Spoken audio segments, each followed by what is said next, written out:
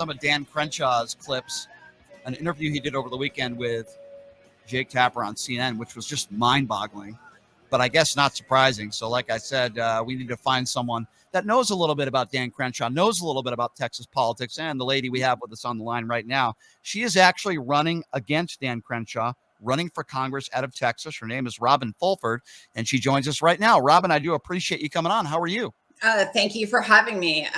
Well, actually, I woke up this morning and my husband walked our daughter to the bus stop and saw that the yard signs for my campaign that all of our neighbors have in their yards, as well as my Beto sign, were vandalized overnight. Oh my God, you got to be kidding me. Why am I not surprised? Why am I not surprised? Can I ask you this to start? And, obviously I want to learn a lot more about you, but Of course. what was your first reaction when you saw the interview of your opponent, Dan Crenshaw, on CNN with Jake Tapper? Like, what went through your mind when you saw that? I was not at all surprised. Of course, because I'm running against him, I've been paying extra attention. I've challenged him on things in the past. Mainly, he was speaking out against the Democrats expanding veteran care, and this was not the PACT Act. This was general veteran benefits, and so I know that he speaks out of both sides of his mouth, and he's very comfortable in that space. But it was really sad to me to see a man who, as you said, his service to our country is honorable. He was a Navy SEAL. I was formerly married to a Marine. So I understand service and I respect it immensely. So when he decided to, he was misleading. He's knowingly misrepresenting what happened when the FBI was serving their search warrant. He is a United States congressman. He is, to me, it's just proof, it's conduct unbecoming of a congressman. We know what happened when he spoke in that interview. It's not an isolated context. We are in a time where our FBI offices are under threat. We have his Democratic colleagues like Eric Swalwell, their families are being threatened. And so for him to come on national TV and defend the former president and to, knowingly hand out untruths in defense is shocking to me. That part's shocking because he's knowingly putting people in danger. No question about that. And I've heard, I don't know if you can speak to this or not, that Beto O'Rourke, there are people around Beto's campaign and family members that are afraid for Beto because of threats of violence towards him. Oh, absolutely. So I first met Beto in 2017. And when I first met him, I was very skeptical, it's funny now, but you don't know me. I am a 6 foot tall woman. Beto is like 6'5", 6'6", and I was wearing 5-inch heels, and I got right in his face and told him he needed to come to the Woodlands, and he was here 2 weeks later, and that started our relationship.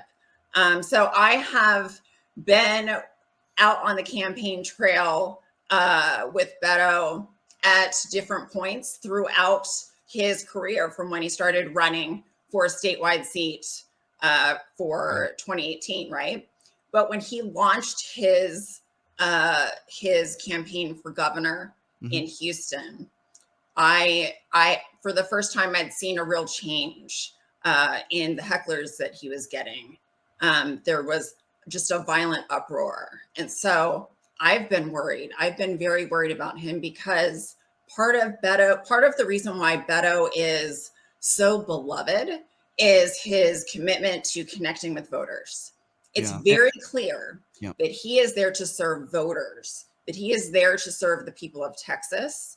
And that is both his strength, and it's what puts him in harm's way potentially.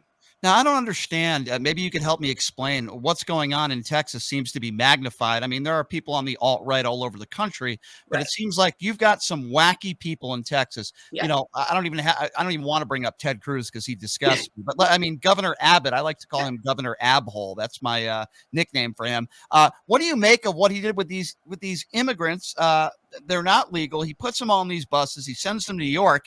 And then when asked about it, and when people are asked about it on the right, they say, well, that wasn't really a policy thing. He's just trying to send a message. He's Right. playing with people's lives. Right. And then it's just sending a message. Uvalde, hours after the Uvalde shooting, and I get Right. so angry talking about this. A couple hours later, he goes to a fundraising event. They hadn't even counted how many young kids died in that classroom, and yet he was counting his money with his campaign. I just find this beyond the pale despicable. We're not talking about policy issue differences here. We're just talking about despicable people. Yes, humanity. So just as you are citing, and when you bring up Uvalde, that hits me hard because I will tell you, when the active shooter was at Robb Elementary, I was actually sitting with my husband at our son's elementary school graduation. My son was about to cross the stage when the alert came up that there was an active shooter at another Texas elementary school. And my opponent, along with Governor Abbott, was scheduled to speak at the NRA convention in Houston that weekend. He didn't speak, but not because he had some kind of moral awakening, but because he said he had travel conflicts. And then when he returned, he doubled down on all of his guns for everybody rhetoric. And that actually did surprise me because this is a man who has served in our military. He understands guns. He understands weapons of war. I had hoped that he would make some concessions, especially because most Americans agree on responsible gun ownership. When I have open-ended conversations with voters, no matter what their ideology, they come up with the same ideas. And quite frankly, and lots of people in the gun activism community will tell you, when I have conversations with, staunchly pro 2A Republicans, and I ask them, well, what do they think about guns? And what they come up and propose to me, harsher gun legislation than I support, or any of the advocacy groups that I know support. So I am a gun sense candidate. I have a respect for guns, but I believe that if you own a gun, you must be responsible for that. Robin, it really came to the forefront in 2020 during the election as far as states making a transition from being red states into, in some cases, purple states and blue states. Obviously, we saw it in Georgia in 2020. We saw it to some extent in places like Arizona as well, too. And now Arizona is, in the news for some very, other ridiculous things that have taken place. Do you believe? And you're someone that's in that state that is running for office. That is on the that is a blue someone who is a Democrat. Do you think your state is probably that next state that is going to make that transition from from a historically red state to possibly into purple and now and possibly into blue? Absolutely. So I grew up in a blue state. I went to college in a blue state, much like Governor Abbott's daughter, although I went to her rival school. I went to UCLA. But when I've lived in Texas for now almost half of my life. And what people in blue states can't quite conceive of is the amount of voter suppression that we have combated long before the bills that were so popular in the news last legislative session, the SB1. We were already fighting voter suppression and voter intimidation. So I had started voter support at all of our polling locations because even here locally, they were getting very contentious. And I had been followed home from the poll in 2020, somebody followed me home and I was picking up my stuff where I had supported voters. We get harassed. Part of the Trump train was routinely cycling through. The person who drives the hearse that's collecting Democratic votes, pulling out a cardboard cutout of Kamala Harris. And that was perfectly legal. Yeah. When Harris County, and I'm part of Harris County, mind you, Harris County, which includes Houston, is and has more people than I think 26 states. And people tend to forget because so much has happened.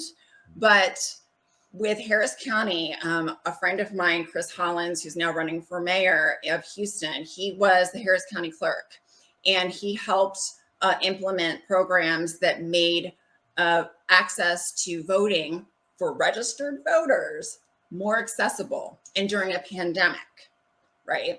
Well, people forget that the former president had the post offices pull up our external mailboxes, and that absolutely happened locally to me. And the governor and the Secretary of State moved quickly to reduce every county to one drop box. So I live about 45 minutes away from the city of Houston. One drop box, and during a pandemic. So that was just one snapshot. But if you go to other counties during a pandemic, now Harris County was taking care of all of their pandemic precautions to stop the spread of COVID. Other counties in our bordering county, they took none of those precautions. So you already are limited to your access to mailing ballots. You are skeptical that those will even be counted. So you want to go in person to vote. And now you literally have to risk your health. That was before vaccines. Risk your health, your life to vote. And it just, it reminds us, don't we want Americans to vote? Don't we want registered voters to vote? Yeah, of course. Right? Yeah, of course. If you're just joining us, she is Robin Fulford. She's running for Congress in Texas. Her opponent is Dan Crenshaw, who's been in the news. He was definitely trending yesterday, not for good reason, for bad reason. Yeah. The interview he did with Jake Tapper on CNN. Robin, if you had an opportunity to speak to Governor Abbott and or Dan Crenshaw in a private room, I'm curious, what would you say to them? There are a few things, but I think it really culminates around who are you serving? Who are you serving? I know it's not the people of Texas. Yeah. My opponent likes to talk a whole lot about culture wars. That's his big talking point. He really enjoys stirring it up. He thinks that the masculine pregnant emoji is hysterical. And we have so many people in this district who have transgender children, or they are transgender themselves, or they're part of the LGBTQIA+ community, or they're just decent human beings who see the humanity in each other. They don't see people and life as something to protect, actually. These are all just collateral damage. They don't care. And I don't know how they sleep at night. As a mother, I can't conceive of it. Now I say that and I expect a completely spun political response to what I just said. But I can't get around it. What do you make of your state and other states? I'm not sure exactly what's going on with abortion in your state, but there are already states that have, I can tell you. there are already states in this country that basically abortion is illegal, some with exceptions. Obviously, Governor Abbott and many Republicans in your state do not want to give women the right to choose. What is going on in your state, and how do you feel about it? So last year, Texas passed an effective abortion ban. It's the 6-week abortion law. So that has had unending repercussions. This has actually been a turning point, and I have been talking out about this, that it should serve as a test case for the rest of the country because of that law, because government came in to interfere with our very personal reproductive healthcare decisions. It is affecting not only people who are choosing abortion, but it is affecting pregnancies of people who are not. It's affecting their choices. It's affecting their care, their access to care. 2 women who live in my district, in the Texas 2nd Congressional District, made national news in the past month for having that happen, having extra trauma and obstacle and risk because some people wanted to control women.